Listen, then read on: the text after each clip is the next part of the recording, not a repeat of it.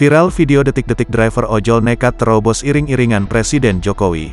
Video itu ramai beredar di media sosial Instagram dan TikTok.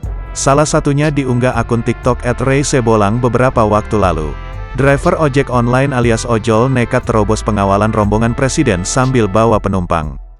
Dilihat dalam video beberapa polisi yang sedang mengawal rombongan Presiden.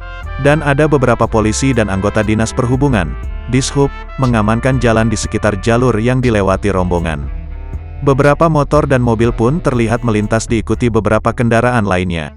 Namun, sebuah motor matic yang dikendarai driver ojol berpenumpang menjadi sorotan.